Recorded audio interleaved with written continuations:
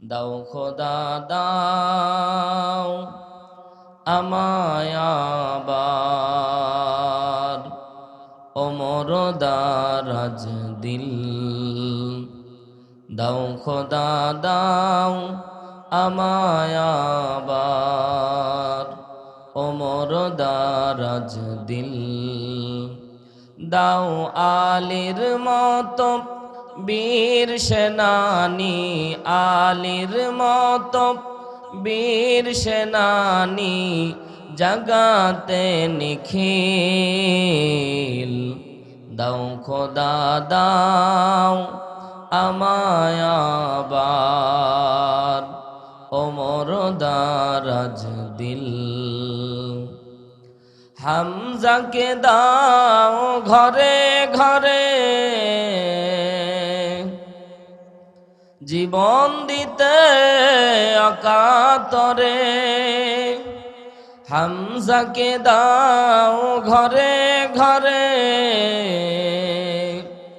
জীবন দিতে অকাতরে। আবার কাবা ভাঙতে এলে, আবার কাবা ভাঙতে এলে পাঠাওয়া বাবিল। দাও খোদা দাও আমায় আবার ওমর দারাজ দিল। সচ্চা ঈমান দিয়ে পাঠাও শত সাহাবা, তাদের দেখে বিশ্ব আবার বলুক মারহাবা। জোরে বলেন না মারহাবা, আওয়াজ তুলে বলেন মারহাবা। সচ্চা ঈমান দিয়ে পাঠাও শত সাহাবা, তাদের দেখে বিশ্ব আবার বলুক মারহাবা। আবার পাঠাও আবু বকর, ফিতনা ফাসাদ আসুক সমর। অনর অটুট পাহাড় সম, অনর অটুট পাহাড় সম দাও সে মনের মিল। দাও খোদা দাও আমায় আবার ওমর দারাজ দিল। জোরে বলেন মারহাবা। আমার সামনে দিনদার ইমানদার মুত্তাকিন পরেজগার জাকিরিন শাকিরিন মুহিব্বিন মুরব্বী বাবাজিরা, স্নেহের কচিকাচারা, পর্দানিশী মা এবং বোনেরা, আলোক দিশারি যুব সমাজের সম্মানিত সদস্যবৃন্দ, সকলকে আন্তরিক শুভেচ্ছা এবং অভিনন্দন। আমি আবারও সালাম জ্ঞাপন করছি, আসসালামু আলাইকুম ওয়া রাহমাতুল্লাহি ওয়া বারাকাতুহু। সর্বপ্রথম মহান আল্লাহ তাআলার দরবারে মস্তক অবনত চিত্তে কালিমাতুর শুকরিয়া আদায় করছি যে মহান আল্লাহ তাআলা দয়া করে মায়া করে আজকের এই মুতাবাররাক মাহফিলে আসার বসার তৌফিক দান করেছে। এজন্য মালিকের দরগাহে কালিমাতুর শুকরিয়া আদায় করে সকলে বলছি আলহামদুলিল্লাহ।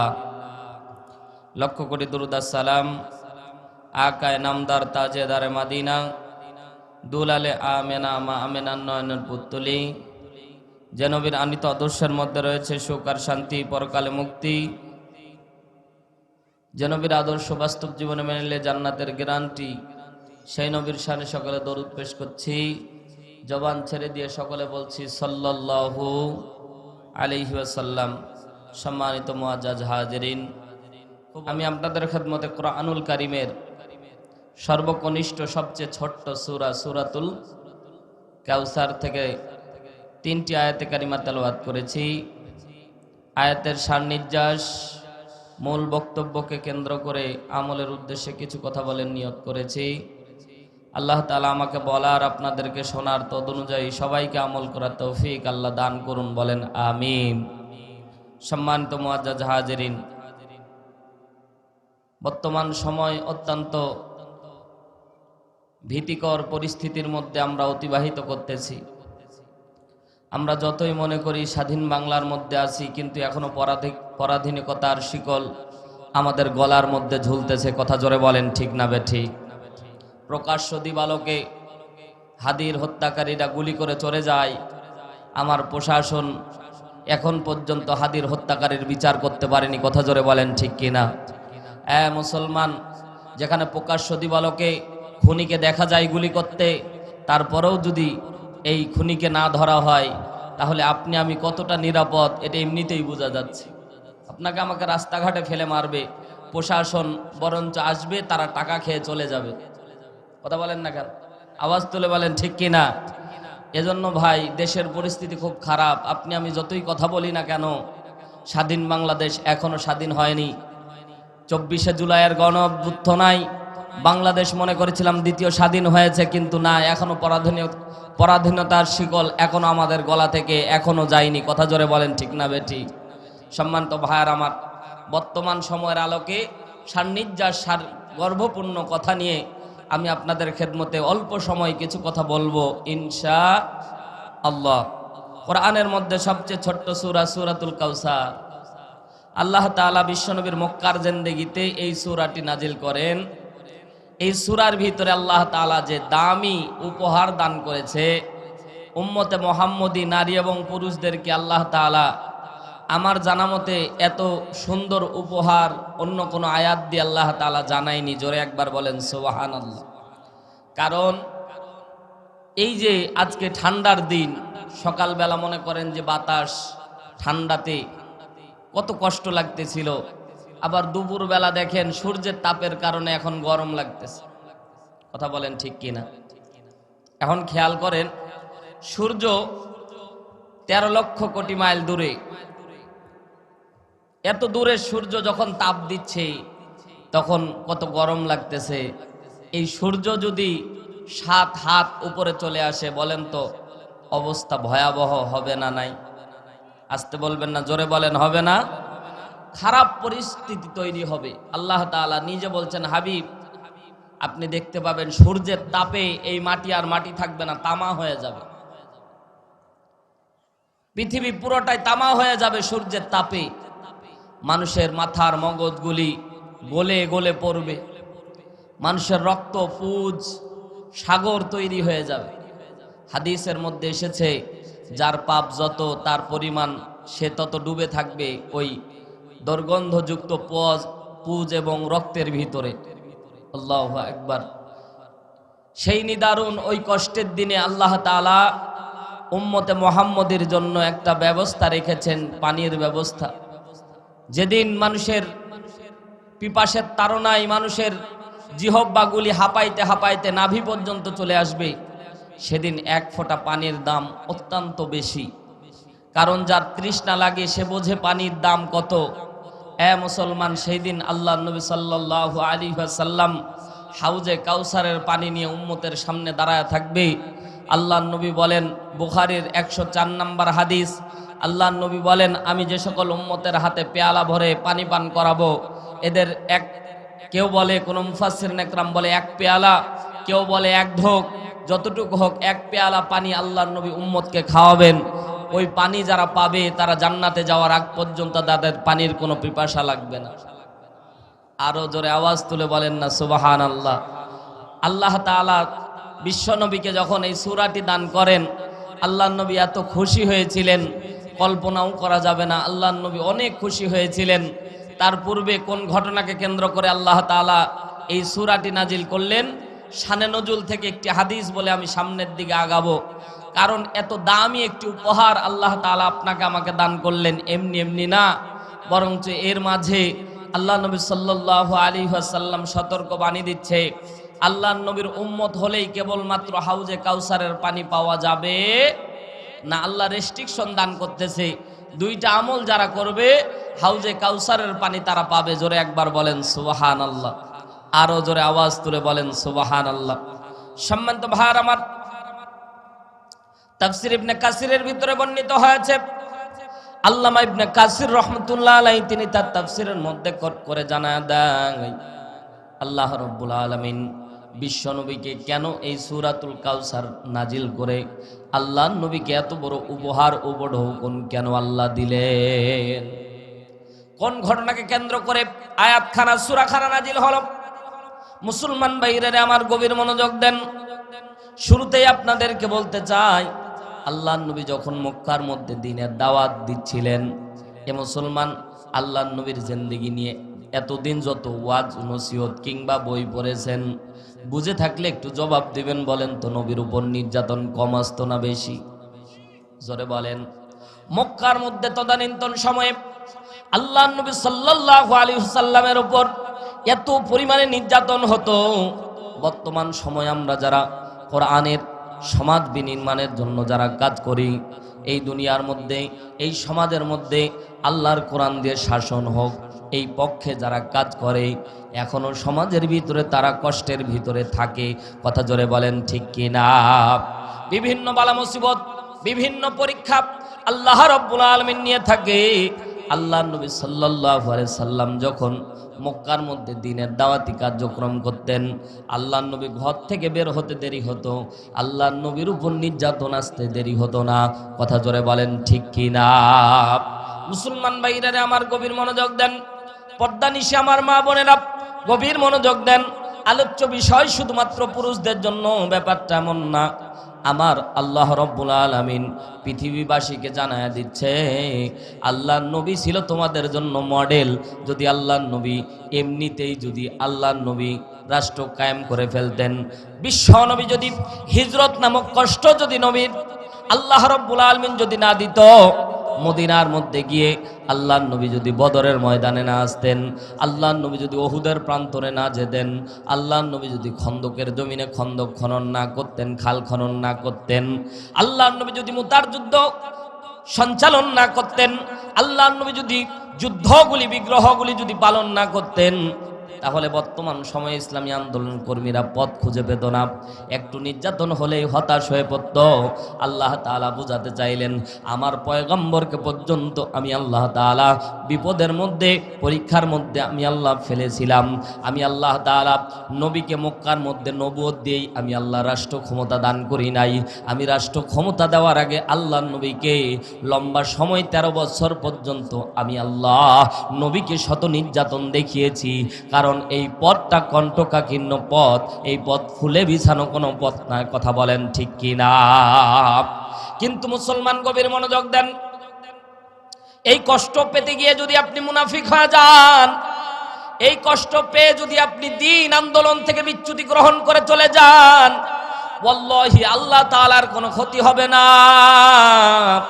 কিন্তু দ্বীন আন্দোলন থেকে যদি আপনি পিছপা হয়ে যান, দুনিয়ার মতাদর্শ কায়েম করার জন্য যদি আপনি অগ্রসর হয়ে যান, আমার আল্লাহর কোনো ক্ষতি হবে না। কিন্তু মুনাফিকদের কাতারে গিয়ে আপনাকে জাহান্নামে যাওয়া লাগবে। কথা জোরে বলেন ঠিক কিনা? অনেক মানুষ আছে দেখবেন, যখন কষ্টের সময় আসে তখন তাদেরকে আর খুঁজে পাওয়া, আওয়াজ তুলে বলেন, খুঁজে পাওয়া যায় না। সুখের সময় তারা আসে, কিন্তু দুঃখের সময় তাদেরকে পাওয়া যায় না। এখনই কোরআন বিজয় হয়ে যাক, এখনই পার্লামেন্টে কোরআন শাসিত হোক, তখন দেখবেন যে সবাই মনে হচ্ছে আল্লাহওয়ালা হয়ে গেছে। কথা বলেন ঠিক না? সম্মানিত ভাইয়ার আমার, আল্লাহর নবী ঘর থেকে বের হতে দেরি হতো, আল্লাহ নবীর উপর নির্যাতন আসতে দেরি হতো না।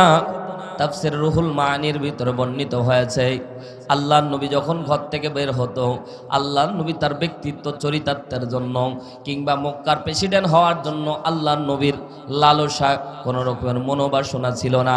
আল্লাহর নবীর শুধুমাত্র চিন্তা ছিল অন্যায় থাকবে না, দুর্নীতি থাকবে না, সমাজটা সুশীল সমাজে পরিণত হবে, যেই সমাজের মধ্যে কোনো দুর্নীতি থাকবে না, যেই সমাজের মধ্যে কোনো অত্যাচার, কোনো বিভেদ থাকবে না।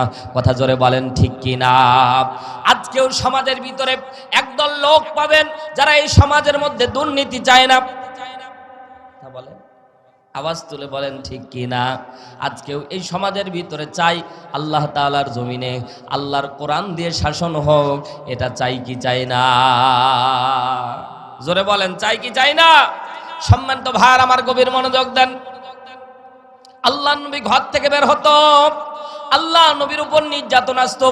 মুফাসসিরিন একরাম বর্ণনা করে, আমি আমার বানানো গল্প বলতেছি না ভাই, তাফসীর থেকে কথা বলতেছি। আল্লাহর নবীর উপর নির্যাতন আসতো দুই ধরনের। জোরে বলেন কয়? আওয়াজ তুলে বলেন, সবাই একটু দুই আঙ্গুল আসমানের দিকে উঁচু করে বলেন কয়? সবাই বলেন না ভাই, একটু আওয়াজ তুলে বলেন কয়। দুই ভাবে আল্লাহর নবীর উপর নির্যাতন আসতো। এক নাম্বার আল্লাহর নবীকে মানসিক নির্যাতন করা হতো। দুই নাম্বার আল্লাহর নবী সাল্লাল্লাহু আলাইহি সাল্লামকে শারীরিকভাবে নির্যাতন করা হতো।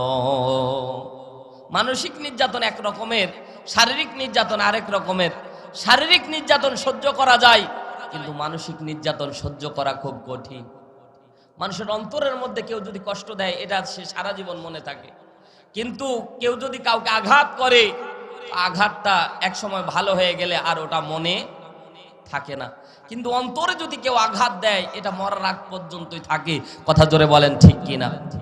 নবীর উপর শারীরিক নির্যাতন কেমন আপনাদের জানা ঘটনা। বাজান গভীর মনোযোগ দেন, সংক্ষিপ্ত আকারে কথা বলি। আল্লাহর নবী তায়েফের ময়দানে গিয়েছে, পাথর নিক্ষেপ করে আল্লাহর নবীকে রক্তাক্ত করে দেওয়া হয়েছে। তায়েফের মানুষেরা এত পরিমাণে নির্যাতন নবীর উপর করেছিল, তারপরেও আল্লাহর নবী সাল্লাল্লাহু আলাইহি ওয়াসাল্লাম তায়েফবাসীর জন্য বদদোয়া করে নাই। কথা বলেন ঠিক কিনা? আল্লাহর নবী নামাজরত অবস্থায় আছে, এমন সময়ে কাফের মুশরিক এসে আল্লাহর নবীর উপর উটের নারী ভুরি এমন ভাবে চাপিয়ে দিয়েছে, আল্লাহর নবী সাল্লাল্লাহু আলাইহি ওয়াসাল্লাম কোন রকমের আর নিঃশ্বাস নিতে পারে না, নিঃশ্বাস বন্ধ হয়ে গেছে। পিছন থেকে একজন সাহাবী দেখা মাত্র দৌড়ায় এসে আল্লাহর নবীর নারী ভুরিগুলি আস্তে করে সরায় দিয়েছে। আল্লাহর নবী ঘর থেকে বের হতো, অমনি কাফের মুশরিকরা আল্লাহর নবীর পায়ের মধ্যে, পথের মধ্যে কাটা বিছায়া, উপরে তারা চট বিছায়া দিত, উপরে তারা খড়কুটা বিছায়া দিত। আল্লাহর নবী বুঝতে পারতো না।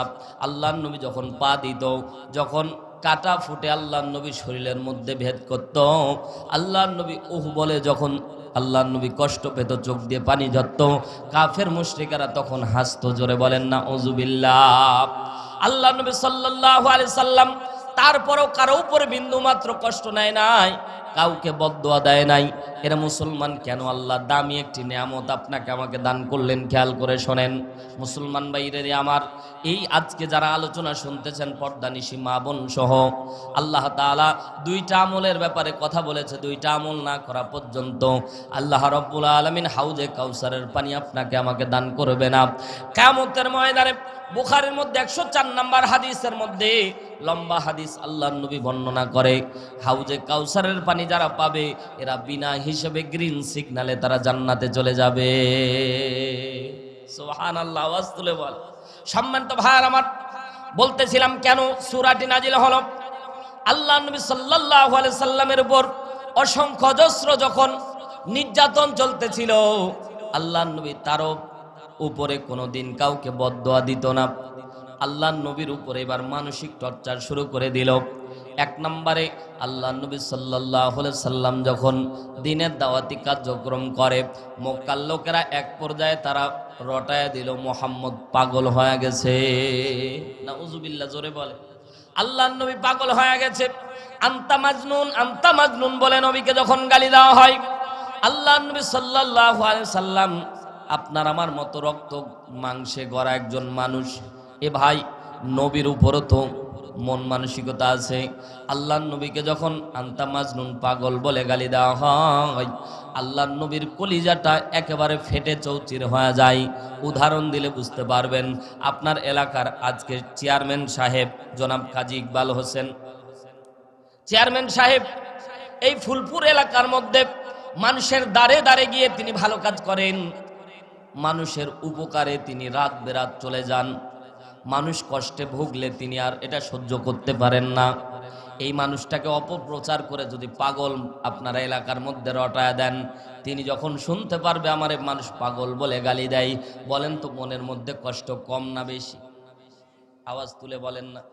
এরে নবীর উম্মতের দল, নবীর মায়া একটু কথা বলো। আল্লাহর নবীর উপর যখন পাগল তহমত দেওয়া হলো, আল্লাহর নবী নিজের অজান্তে কষ্ট অনুভব করলেন। আহারে, আমি তো এলাকার মানুষের ভালোর জন্য কাজ করতেছি। আমার আল্লাহ ওই কথাটাও কোরআনের মধ্যে বলছেন, সূরা ইব্রাহিম 1 নম্বর আয়াতের শেষ অংশে আমার আল্লাহ তাআলা বলছেন, লিতুখরিজান নাসা মিনাজ যুলুমাতি ইলান নূর।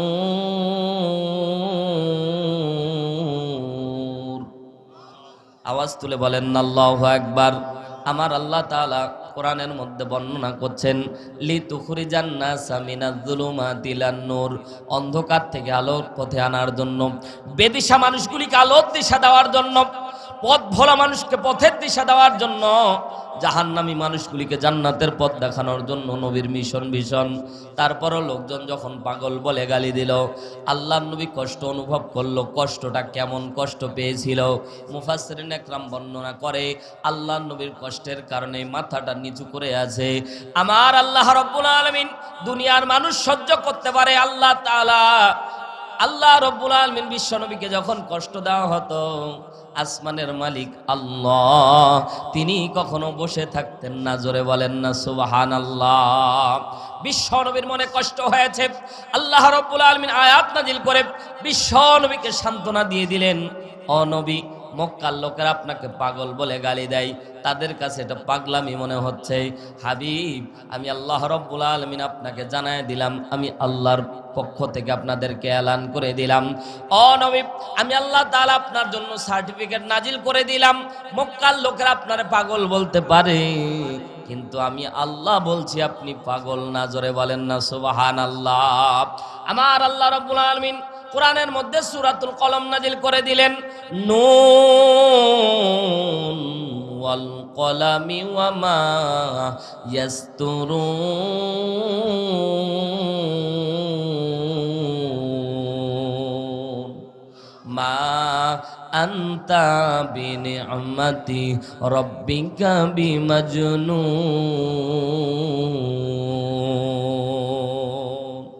আওয়াজ তুলে বলেন আল্লাহু আকবার। আল্লাহর নবীকে আল্লাহ সান্ত্বনা দিয়ে দিলেন, নবী গো, আমি আল্লাহ তিনটা কসম কাটতেছি, নুন ওয়াল কলামি ওয়া মা ইয়াসতুরুন। ও নবী, আমি আল্লাহ রাব্বুল আলামিন আপনাকে জানায় দিলাম, আমার পক্ষ থেকে এলান শুনে নেন, জানিয়ে নেন, ও পয়গম্বর, আমি আল্লাহ তিনটা কসম করছি, নুন মাসের কসম, ওয়াল কলামি ওয়া মা ইয়াসতুরুন, কলমের কসম, ইয়াসতুরুন যার উপর লেখা হয় ওর কসম। আমার আল্লাহ তিনটা কসম করে আল্লাহ তাআলা তার রাসূলকে বলছেন, মা আনতা বিনিমাতি রাব্বিকা বিমাজনুন।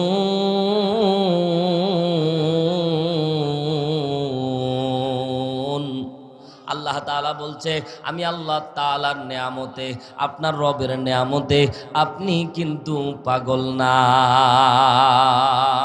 আল্লাহর নবীকে যখন সান্ত্বনা দিয়ে দিলেন, আল্লাহ আয়াত নাজিল করে দিলেন, নবী, লোকেরা আপনার পাগল বলে গালি দিতে পারে, আমি আল্লাহ বলে দিলাম, ও নবী, আপনি কিন্তু পাগল না। আমি আল্লাহ ঘোষণা দিয়ে দিলাম, আপনি পাগল না। মন খারাপ করবেন না নবী, আমি আল্লাহ তাআলা আপনাকে অনেক বেশি ভালোবাসি, আপনি কষ্টে থাকবেন, আমি রব বসে থাকবো, ব্যাপারটা এমন না। আমি অভিভাবক হিসেবে সার্টিফিকেট দিলাম, আপনি কিন্তু পাগল না। জোরে বলেন না সুবহানাল্লাহ। রাহমাতাল লিল আলামিন নবী, কোরআনে প্রমাণ, আশিক বিনে কে বুঝিবে আমার দয়ার নবীর শান, উম্মত বিনে কে বুঝিবে আমার দয়ার নবীর শান। জোরে বলেন না মারহাবা। নবী আমার মদিনার বুলবুল, আমার আল্লাহ প্রেম করিয়া নামটি দিলেন হাবিবে রাসূল। নবী আমার মদিনার বুলবুল, আমার আল্লাহ প্রেম করিয়া নামটি দিলেন মুহাম্মদ রাসূল। সেই নবীকে ভুল বুঝিলে, সেই নবীকে না মানিলে, সেই নবীকে না চিনিলে থাকবে না ঈমান। আশিক বিনে কে বুঝিবে আমার দয়ার নবীর শান, উম্মত বিনে কে বুঝিবে আমার দয়ার নবীর শান। রাহমাতাল লিল আলামিন নবী, কোরআনে প্রমাণ, আশিক বিনে কে বুঝিবে আমার দয়ার নবীর শান। জোরে বলেন মারহাবা। আমার আল্লাহ নবীকে সান্ত্বনা দিয়ে দিলেন, ও পয়গম্বর, মক্কার লোকেরা আপনারে পাগল বলে গালি দেয়, আমি আল্লাহ জানায় দিলাম আপনি পাগল না। এই কথা যখন আল্লাহ তাআলা আয়াত নাজিল করে দিল, এবার মক্কার কাফেররা নবীকে পাগল পাগল বলে গালি দেয়, কিন্তু নবী আমার মন খারাপ করে না, কারণ সান্ত্বনা দিয়েছেন কে? জোরে বলেন না কে? এবার যেন একটু মহাব্বতের সুরে উচ্চারণ করে বলেন না কে? আমার আল্লাহ সান্ত্বনা দিয়ে দিয়েছেন নবী, ওরা পাগল বলে আপনি রাগ করবেন না। যখন লম্বা সময় পর্যন্ত তারা আন্তা মাজনুন পাগল পাগল বলে গালি দেয়, কিন্তু নবী আর মন খারাপ করে না। আল্লাহু আকবার। যখন তারা পাগল বলে নবী মন খারাপ করে না। বিভিন্ন দিন অনেক লম্বা সময় পর্যন্ত তারা গালি দেয়, কিন্তু নবী মন খারাপ করে না। কারণ নবীকে যখনই তারা গালি দেয় তখনই নবী আয়াতের কথা স্মরণ করিয়ে দেয়, মা আনতা বিনিআমাতি রাব্বিকা বিমাজনুন। তোমরা আমারে পাগল বলতে পারো, আমার আল্লাহ বলে দিয়েছে আমি পাগল না। জোরে একবার বলেন না সুবহানাল্লাহ। এবার মক্কার কাফেররা চিন্তা করলো, আরে পাগল বলে গালি দেয়, লোকটা পাগল, লোকটা মনও খারাপ করে না, কিছু করে না। এ বাজান, যদি কাউকে গালি দেওয়া হয় আর সে যদি মন খারাপ না করে, কিছুদিন গালি দিলে নিজেকেই খারাপ লাগে। কথা বলেন ঠিক কিনা? সম্মানিত ভাইয়ার আমার, কাব বিন আশরাফ, মুফাসসিরিনে কেরামগণ বর্ণনা করে, কাব বিন আশরাফ নামে এক জাহান্নামের কীট সাদ বিন সুহাইল নামের এই কাফেরকে বেতন ভাতা দিয়ে দিল, 1 মাসের অগ্রিম বেতন দিয়ে দিল। যাও, তোমারে টাকা দিলাম, তুমি মুহাম্মদকে গালি দিবা, জানি না কি বলে গালি দিবা, কিন্তু সে যেন কষ্ট পায়, সে যেন মন খারাপ করে, এমন কাজ করবা। নাউজুবিল্লাহ বলে। কাব বিন আশরাফ যখন টাকা দিল, সাদ বিন সুহাইল আল্লাহর নবীকে পাগল বলে গালি দিত, কিন্তু নবী আর মন খারাপ করে না। কাব বিন আশরাফ বলে, খবরদার খবরদার, এমন বাক্য উচ্চারণ করা লাগবে যেই বাক্য উচ্চারণ করলে তোমরা তাৎক্ষণিক তোমরা বলে দিতে পারবা। এ মুসলমান, সাদ বিন সুহাইল এবার চিন্তা করলো, কিরে মুহাম্মদ সাল্লাল্লাহু আলাইহি সাল্লামকে পাগল বলে গালি দিলে সে তো মন খারাপ করে না। এক পর্যায়ে আল্লাহ নবী সাল্লাল্লাহু আলাইহি সাল্লামকে খেয়াল করে দেখলো, নবীর ছোট্ট ছোট্ট পুত্র সন্তানগুলি হয় অমনি তারা নাবালেগ অবস্থায় মারা যায়। আল্লাহ নবীর পুত্র সন্তানগুলি হয় নাবালেগ অবস্থায় মারা যায়। আল্লাহ নবী সাল্লাল্লাহু আলাইহি সাল্লাম অনেক বেশি কষ্ট পায়। এবার যান, যাদের ছোট্ট ছোট্ট সন্তান হওয়ার পরে মারা যায়, এদেরকে কোনো সান্ত্বনা দিয়েও এদেরকে বোঝানো যায় না, এদের মন কোনো রকমের বাধা মানে না। কথা থাকুক, মুফাসসিরিনে কেরাম বলেন, এই পুত্র সন্তানগুলি হওয়ার কিছুদিন পরই মারা গেছে, অর্থাৎ নাবালেগ অবস্থায় মারা গেছে, তারা বালেগ হয় নাই। তো আল্লাহর নবীর কলিজার টুকরা আবুল কাসেম একটু লম্বা চওড়া সময় সে সময় পেয়েছিল, 3 বছর পর্যন্ত সময়। 3 বছরের একটা বাচ্চা হেঁটে চলে, কথা বলে, আব্বা আব্বা বলে ডাক দেয়, এমন একটা বয়স বাবার কাছে খুব একটা ভালো লাগে। কথা বলেন ঠিক কিনা? ছোট্ট ছোট্ট বাচ্চা যখন আব্বু আম্মু বলে ডাক দেয়, দাদা বলে ডাক দেয়, তখন কলিজাটা অনেকটা ভরে যায়। কথা বলেন ঠিক কিনা? আল্লাহর নবীর আবুল কাসেম হেঁটে বেড়ায়, আল্লাহর নবীকে বাবা বাবা বলে যখন ডাকে, নবীর কলিজাটা ভরে যায়। এমন সময় আজরাইল এসে আল্লাহর নবীকে বললেন, ইয়া রাসূলুল্লাহ, আপনার কলিজার টুকরা আবুল কাসেমের হায়াত আল্লাহ তাআলা শেষ করে দিয়েছে, আপনি যদি অনুমতি দেন আমি তাহলে আবুল কাসেমকে নিয়ে যাব। জোরে একবার বলেন না আল্লাহু আকবার। আল্লাহর নবী পরীক্ষা মনে করে আল্লাহর নবী কোনো রকমের কষ্ট নেননি, বরঞ্চ আল্লাহর নবী যখন আবুল কাসেম মারা যায়, আল্লাহর নবীর চোখ বেয়ে বেয়ে পানি পড়তেছিল। আবু বকর রাদিয়াল্লাহু তাআলা আনহু বর্ণনা করেন, আমি জিজ্ঞাসা করলাম, ও নবী আপনিও কাঁদেন? আল্লাহর নবী বলছেন, আবু বকর, আমারও তো একটা মন আছে রে আবু বকর, আমার মনকে কেমন জানি সান্ত্বনা দিয়ে পারতেছি না। ছোট্ট ছোট্ট সন্তানগুলি হয়, আমার সন্তানগুলি মারা যায়, আবুল কাসেম আমার বাবা বাবা বলে ডাকতো, আমার কলিজাটা ভরে যায়, তো আল্লাহ তাআলা নিয়ে গেছে। এমন সময় সাদ বিন সুহাইল চিন্তা করলো যে আল্লাহর নবীর সন্তান হয় আর মারা যায়, আরবি ব্যাকরণগত দিক দিয়ে আবতার বলা হয় নির্বংশ লেজ কাটাকে। গ্রামের ভিতর যারা দেখবেন যাদের পুত্র সন্তান হয় আর মারা যায়, আমরা গ্রাম্য ভাষায় একটা কথা বলি, তোর বংশের মধ্যে বংশ টিকায় রাখার জন্য কেউ নাই, তোর খাটলা ধরার মতো কেউ নাই। আমরা গ্রাম্য ভাষায় বলি যে তোমারে কবর দিবে এমন তোমার সন্তান তোমার জীবিত নাই। আমরা এগুলো ক্রিটিসাইজমূলক বাক্য আমরা উচ্চারণ করে থাকি। আল্লাহর নবীকে তো ক্রিটিসাইজ করার কোনো বস্তু না। তো সাদ বিন সুহাইল আল্লাহর নবীকে আবতার আবতার বলে যখন গালি দেওয়া শুরু করলো, আল্লাহর নবী সাল্লাল্লাহু আলাইহি ওয়াসাল্লাম সাহাবা একরামকে নিয়ে ঘর থেকে বের হয়েছে। এমন সময় পিছন থেকে জাহান্নামের কীট সাদ বিন সুহাইল আল্লাহর নবীকে আবতার আবতার আবতার বলে গালি দেওয়া যখন শুরু করলো, আল্লাহর নবী নিজের অজান্তে কেমন একটা কষ্ট অনুভব করলেন। আহারে, তোমরা এত করে আমারে পাগল পাগল বলে গালি দিলা, আমি মন খারাপ করলাম না, আমার সন্তানগুলি মারা যায়, তোমরা বলতেছো যে আমি নির্বংশ। আল্লাহ তাআলা বিশ্বনবীকে তখন তদানীন্তন সময়ে আল্লাহর নবী নিজ জবান থেকে বলে ফেললেন, লা ইউমিনু আহাদুকুম হাত্তা আকুনা আহাব্বা ইলাইহি মিন ওয়ালিদিহি ওয়া ওয়ালাদিহি ওয়ান নাসি আজমাইন। মুত্তাফাকুন আলাই। বুখারী এবং মুসলিম দুই হাদিসের মধ্যে এই হাদিসটি এসেছে। আল্লাহর নবী সান্ত্বনা দিয়ে সাহাবা একরামকে বুঝাতে চাইলেন, আমাকে যারা নিজের জীবনের থেকে বেশি ভালোবাসবে না এরা মুমিন হতে পারবে। তার মানে আল্লাহ তাআলা বিশ্ব নবীকে সান্ত্বনা দিয়ে আল্লাহর নবীকে আল্লাহ তাআলা বুঝাতে চাইলেন, নবী গো, আপনাকে শুধু নির্বংশ আমি আল্লাহ বানাই নাই, আমি আল্লাহ আপনাকে এমন বংশীয় মর্যাদা দিয়ে আমি আল্লাহ তাআলা তৈরি করেছি, আপনারা যারা সবচেয়ে নিজের জীবনের থেকে সবচেয়ে বেশি ভালোবাসতে পারবে না আমি আল্লাহ তাদেরকে ঈমানদার হিসেবে গণ্য করব না।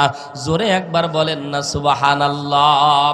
আল্লাহ নবী সাল্লাল্লাহু আলাইহি ওয়াসাল্লামকে সাদ বিন সুহাইল যখন পিছন থেকে আবতার আবতার বলে গালি দেওয়া শুরু করে দিয়েছে, আল্লাহর নবী সাল্লাল্লাহু আলাইহি সাল্লাম নিজের অজান্তে কষ্ট অনুভব করেছে।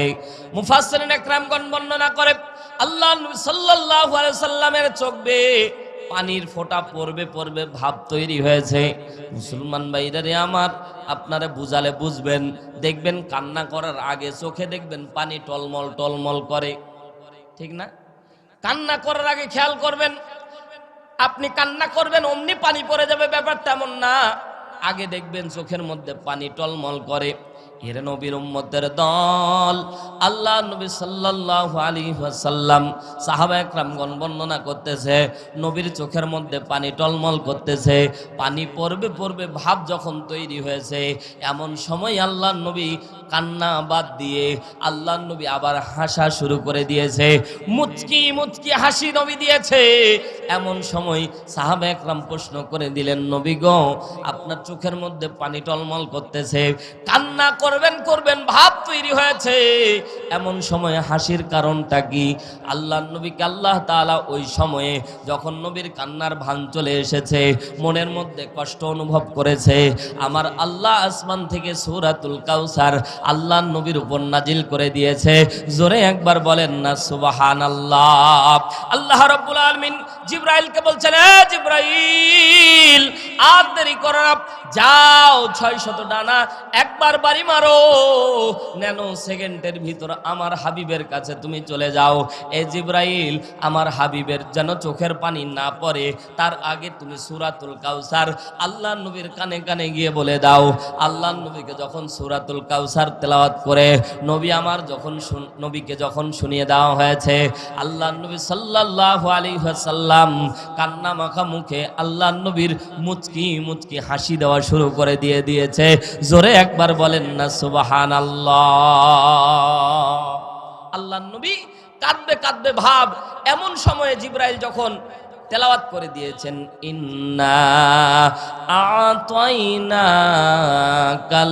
কাউসার, আল্লাহর নবী মুচকি হেসে দিয়েছে। জোরে বলেন সুবহানাল্লাহ। মুফাসসিরিন ইকরামগণ বর্ণনা করে, সাহাবীরা প্রশ্ন করলেন, ইয়া রাসূলুল্লাহ, আপনি কান্না মাখা মুখে হাসলেন, কারণটা কি? এই জায়গায় মুফাসসিরিন ইকরাম দুইটা কারণ উল্লেখ করেছে। দুইটা কারণে আল্লাহর নবী মুচকি হেসেছিলেন। এক নাম্বার কারণ হলো, আল্লাহর নবীকে যখন আল্লাহ তাআলা মেরাজে নিয়ে গিয়েছিল, এই যে রজব মাস মেরাজের মাস, এই রজব মাসে আল্লাহ তাআলা আল্লাহর নবীকে সান্নিধ্যে নিয়ে গিয়েছিল। লম্বা ঘটনা সংক্ষিপ্ত আকারে করতেছি কারণ সময় অত্যন্ত অল্প, এজন্য সংক্ষিপ্ত আকারে প্রধান বক্তা আমাদের মাঝে চলে এসেছে ইনশাআল্লাহ। আমাদের প্রধান বক্তা খুব অল্প সময়ের ভিতরে, কারণ 4টার দিকে আসরের নামাজ হবে, নামাজ পড়েই বক্তা স্টেজে চলে আসবে এজন্য এখনো যারা ঘুরে বেড়াচ্ছে আমরা চলে আসি। আল্লাহ নবী সাল্লাল্লাহু আলাইহি সাল্লামকে আল্লাহ যখন মেরাজের মধ্যে নিয়ে যায়, আল্লাহর নবীকে জান্নাতি 4টি নহর থেকে আল্লাহর নবীকে এক পেয়ালা করে 4 পেয়ালা আল্লাহর নবীকে পান করানো হয়েছিল। জোরে একবার বলেন সুবহানাল্লাহ। তার মাঝে নহর ছিল, একটা ছিল মধুর নহর। কিসের নহর? একটা হচ্ছে দুধের নহর, একটা হচ্ছে শরাবের নহর, আর একটা হচ্ছে পানির নহর। এই 4টা নহর থেকে আল্লাহর নবীকে যখন পান করানো হয়েছিল, বলেন তো দেখি কোনটা বেশি মিষ্টি? জোরে বলেন, আওয়াজ তুলে বলেন। মধু এমন একটা জিনিস বাজান, মধু যেমন ভালো জিনিস, মধু নেওয়ার আগে আমরা প্রথম বলি খাঁটি না ভেজাল আছে, ঠিক না? এই মধু এমন একটা জিনিস, মধু বিক্রেতা যখন আসে আর বলে অরিজিনাল, আর মধু বিক্রেতাও বলার আগে, মধু বলার আগে বলে অরিজিনাল মধু। কারণ এর মাঝে যে এত ভেজাল। আমার এক বন্ধু চাক ভাঙতো করে, বললাম আমার 1 কেজি ভালো মধু দিও। আমাকে বলছে ভালো মধু যদি দিতে হয় আমাকে 1000 টাকা দেওয়া লাগবে। আমাকে বলতেছে, আমি বলছি তুমি বন্ধু মানুষ, তুমি 500 টাকা নিও। বলতে 500 টাকা নিলে আমরা 2 নাম্বার মধু দিই। আমি ওকে বললাম যে আমি তোমার সাথে যাব, তুমি চাক পারবা, আমি বসে থাকবো, ওইভাবে দিও, 500 টাকাই নিও। বলছে তুমি আমার চালাকি তোমরা কি জানো? আমাকে বলতেছে। বললাম কি চালাকি করো? আমরা 1 কেজি বা হাফ কেজি বোতল আগেই কোমরে বেঁধে উঠি, ধোয়া মারবো, আপনারা নিচে থাকলেও কোনো সমস্যা নাই। আমাকে বলছে তোমরা নিচে থাকলেও সমস্যা নাই, ধোয়া মারার আগে বোতল মারি, তারপরে চাক ভাঙি। অনেকে আমরা মনে করি যে গাছের নিচে বসে থাকলে মনে হয় খাঁটি মধু পাবো, কিন্তু না বাজান, ওইখানেও ওরা ভেজাল মারে, কোমরের মধ্যে বোতল নিয়ে উঠে দেয়, ধোয়া মারে, অমনি বোতলের পানি ঢেলে দেয়। সম্মানিত ভাইয়ার আমার, বলতেছিলাম স্বাভাবিক চিত্তে মধুটা বেশি মিষ্টি, তারপরে যদি আসে দুধ, তারপরে শরাব, তারপরে 4 নাম্বার পানি। কিন্তু আল্লাহু আকবার, মজার ব্যাপার হলো আল্লাহর নবী যখন 4 পেয়ালা পান করলেন, জিবরাইলকে বলছেন, ও জিবরাইল, আমি কিন্তু ভাই বানানো গল্প বলতেছি না, তাফসীর থেকে কথা বলতেছি। আল্লাহর নবী বললেন, জিবরাইল, আমার কাছে মধু, দুধ, শরাবের থেকে পানির নহরটা বেশি মিষ্টি মনে হলো। আরো জোরে বলেন, আর আওয়াজ তুলে বলেন আল্লাহু আকবার। আমার কাছে কেন জানি পানিটাই বেশি মিষ্টি হলো। মুফাসসিরিন একরামগণ বর্ণনা করে, বলেন তো মধুর ভিতর যিনি মিষ্টি দিয়েছেন তিনি কে? আল্লাহ তাআলা। ওটা ব্যতিক্রম করে দিয়ে আল্লাহ তাআলা পানির মধ্যে সবচেয়ে বেশি মিষ্টি আল্লাহ তাআলা ঢুকিয়ে দিয়েছে। জোরে একবার বলেন না সুবহানাল্লাহ। কিছু ন্যাচারাল জিনিস আপনাদেরকে দিলে আপনারা বুঝবেন। আমলকি খেয়েছেন আপনারা? এবার যান বলেন, কথা বলেন। আমরা গ্রামগঞ্জের মানুষ, আমরা আমলকি খুব আনন্দ চিত্তে খাই, শহর অঞ্চলের মানুষ তেমন একটা পায় না, কিনে খাইতে হয়। আমলকি 2-3টা খাওয়ার পরে পানি খাবেন বাজান, শরবতে কি মিষ্টি, তার থেকে ওই পানিটাতে বেশি মিষ্টি। কথা জোরে বলেন, ঠিক কিনা? সম্মানিত ভাইয়ার আমার, ওই জায়গায় কোনো চিনি নাই, কোনো মেডিসিন নাই, কিন্তু বিজ্ঞান ওই পানিটাকে মধুর চেয়েও বেশি মিষ্টি যিনি বানায় দেয় তিনি কে? দুনিয়ার পানি স্বাভাবিক চিত্তে মিষ্টি হয়ে যায়, আমার আল্লাহ রব্বুল আলামিন জান্নাতি যে 4টি নহর আছে, এই 4টি নহরের ভিতরে পানির নহরটাকে আল্লাহ বেশি মিষ্টি বানায় দিয়েছে। জোরে একবার বলেন না সুবহানাল্লাহ। আর এই পানির নহরটাকেই বলা হয় হাউজে কাউসারের নহর। জোরে একবার বলেন না সুবহানাল্লাহ। আল্লাহর নবী পানিটা খেয়ে এত মজা পেয়েছিলেন, আল্লাহর নবী তাৎক্ষণিক মনে মনে চিন্তা করতেছেন, আল্লাহ আমার উম্মত কি এই পানি খাইতে পারবে না? জোরে একবার বলেন না আল্লাহু আকবার। আওয়াজ তুলে বলেন না আল্লাহু আকবার। নবীর উম্মতের দল, দেখেন নবী ভালো কিছু খাইলে আগে উম্মতের জন্য চিন্তা করতেন। নবী সর্বদা উম্মতের জন্য ব্যতিব্যস্ত থাকতেন। আল্লাহু আকবার। নবী মরার সময় উম্মতকে ভোলে নাই। নবী যখন আজরাইল যখন জান কবজ করতেছিলেন, আল্লাহর নবী উম্মতের কথা আগে বলেছিলেন, আমার উম্মতের কেমনে জান কবজ করো এটা আগে বলো। জোরে বলেন না সুবহানাল্লাহ। সম্মানিত ভাই আমার, আল্লাহর নবী সেদিন আল্লাহর কাছে চেয়েছিলেন, আল্লাহ এই যে হাউজে কাউসারের নহর থেকে আমাকে পানি পান করানো হলো, আমার উম্মতেরা যাতে দুনিয়ার মধ্যে থাকা অবস্থায় আমার উম্মতেরা যাতে এই হাউজে কাউসারের নহরটা পায়, আমার আল্লাহ রব্বুল আলামিন সেদিন উম্মতে মুহাম্মদের জন্য আল্লাহ নবীর নামে ওই হাউজে কাউসারের নহরটাকে আল্লাহ তাআলা ওই দিনেই লিখে দিয়েছিলেন। জোরে বলেন সুবহানাল্লাহ। আল্লাহ নবী যখন কষ্ট অনুভব করেছে, আল্লাহ রব্বুল আলামিন যখন সূরাতুল কাউসার নাজিল করে দিয়েছে, আল্লাহ নবী মুচকি হেসেছিলেন। কারণ আল্লাহ নবী মনে মনে ওই আগের কথা আল্লাহ নবীর চিন্তা হয়ে গিয়েছিল, আমি হাউজে কাউসারের নহর আল্লাহর কাছে চেয়েছিলাম, আমার আল্লাহ তাআলা ওটা আমার নামেই দিয়ে দিয়েছে। জোরে একবার বলেন না সুবহানাল্লাহ। আল্লাহ রাব্বুল আলামিন বলেন, ইন্না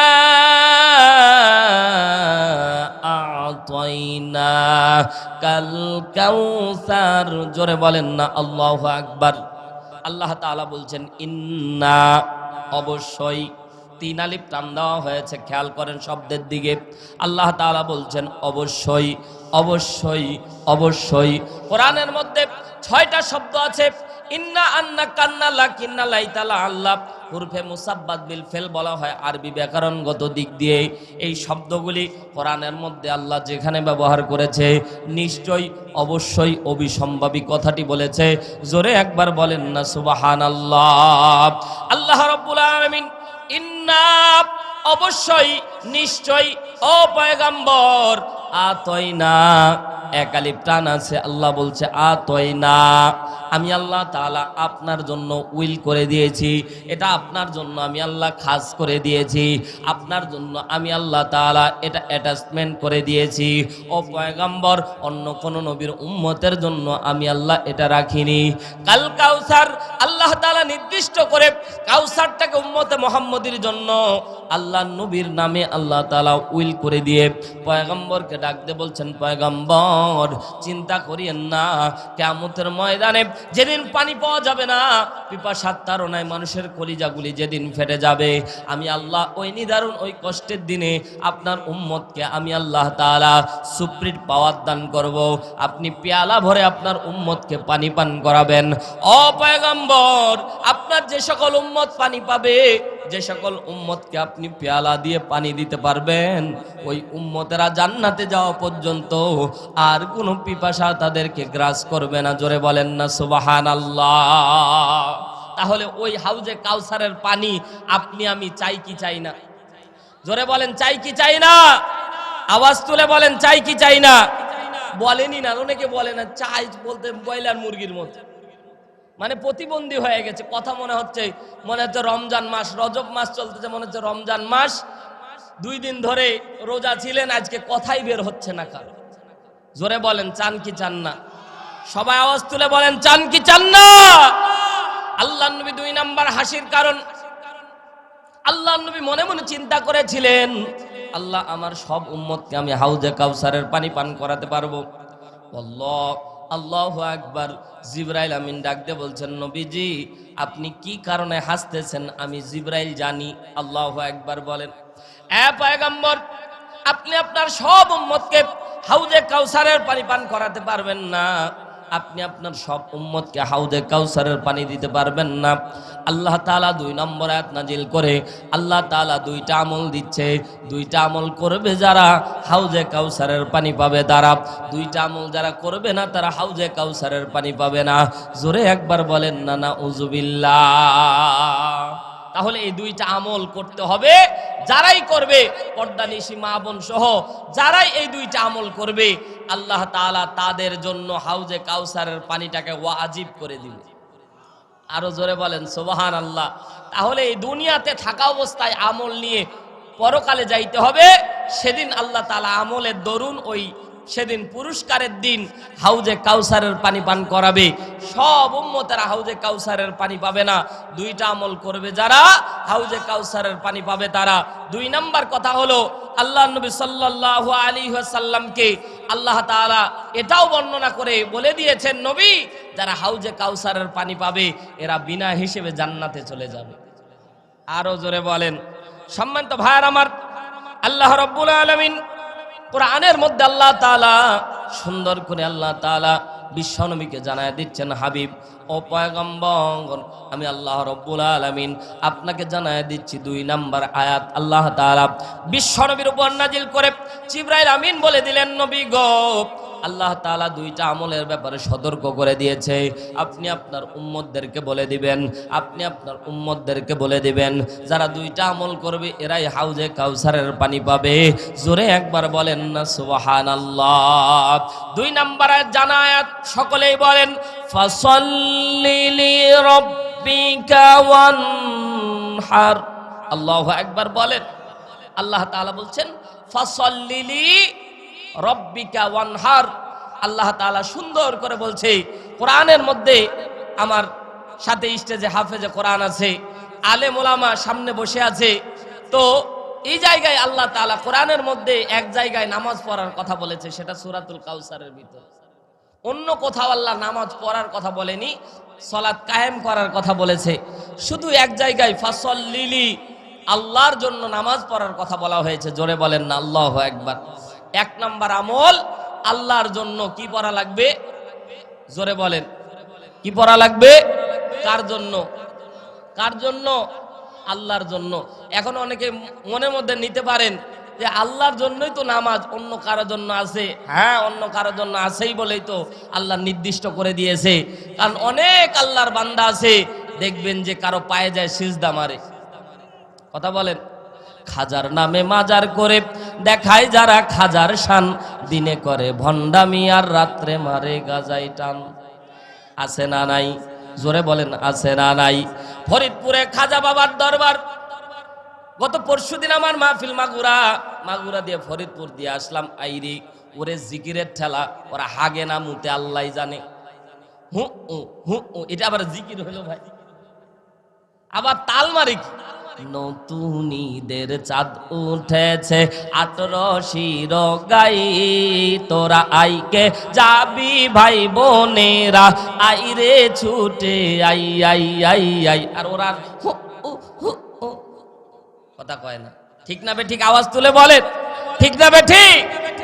ওরে ভাই, ওই জায়গায় গিয়ে দেখলাম তার মাজারে সিজদা দিচ্ছে। সেই জায়গায় বুঝলাম আল্লাহ এজন্য বলছে ফাসাল্লি, আল্লাহর জন্যই নামাজ পড়া লাগবে। অনেক আল্লাহর বান্দা এখানে বসে আছি, খেয়াল করে দেখবেন আমরা যখন নতুন বিয়ে করি কিংবা নতুন বিয়ের বাড়িতে যাই, তখন দেখবেন যে জীবনও নামাজ পড়ে না, পুষ্টা খাইলেও কেবলার দিকে পড়ে না, ও আবার নামাজি সেজে মসজিদে যায়। কথা বলেন, ওটা আল্লাহর জন্য নামাজ হলো না বিআইকে দেখানোর জন্য? কথা বলেন, বিআইকে দেখানোর জন্য না আল্লাহর জন্য? সম্মানিত ভাইয়ার আমার, আল্লাহ এর জন্য বলছেন কুল ইন্নাস সালাতি ওয়া নুসুকি ওয়া মাহইয়ায়া ওয়া মামাতি লিল্লাহি রাব্বিল আলামিন। আওয়াজ তুলে বলেন আল্লাহু আকবার।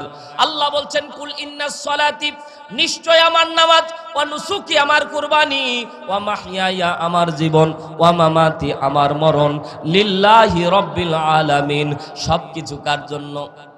জোরে বলেন কার জন্য? আল্লাহ তাআলা সব জিনিস পছন্দ করে, আল্লাহর অংশীদারিত্ব আল্লাহ তাআলা পছন্দ করে না। কথা জোরে বলেন ঠিক কি না? সম্মানিত ভাইয়ার আমার, এখানে যারা বসে আছি পর্দা নিশে আমার মা বোনেরা, যদি নামাজের জিম্মাদারি আপনি নিতে পারেন, আল্লাহ তাআলা হাউজে কাউসারটা আপনার জন্য ওয়াজিব ঘোষণা করে দিয়েছে। জোরে বলেন সুবহানাল্লাহ। তাহলে আজ থেকে আমরা সবাই 5 ওয়াক্ত নামাজ পড়বো, পড়বো তো ইনশাআল্লাহ। যারা হাত তুলতেছে না এরা নিয়ত করতে পারে না, নাকি বলেন? পড়বেন তো ইনশাআল্লাহ? মা বোনেরা আপনারাও হাত তুলেন, আপনাদের হাতগুলি আল্লাহ দেখতেছে।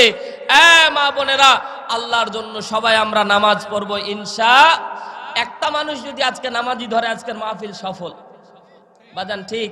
কারণ আজকের দিনে আমি খেয়াল করে দেখেছি, এভরিডে প্রত্যেক দিন এবং রাতে মিল করে আজকে বাংলাদেশের জরিপ অনুযায়ী, মুফাসসির পরিষদের জরিপ অনুযায়ী আজকে 5300 মাহফিল হচ্ছে। কত? 5300 মাহফিল আজকের দিনে হচ্ছে। একটা করে নামাজি হলে 5300 মুসল্লি হইতো। কথা বলেন।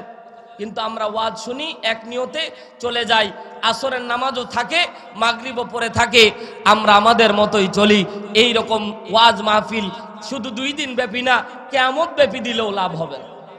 কথা জোরে বলেন ঠিক কিনা? এজন্য আজকে থেকে আমরা 5 ওয়াক্ত নামাজ পড়বো ইনশাআল্লাহ। কবুল করুন। যদি নামাজ না পড়েন তাহলে আল্লাহ তাআলা আপনাকে হাউজে কাউসারের পানি দেবে না, লম্বা সময় করা যাবে না।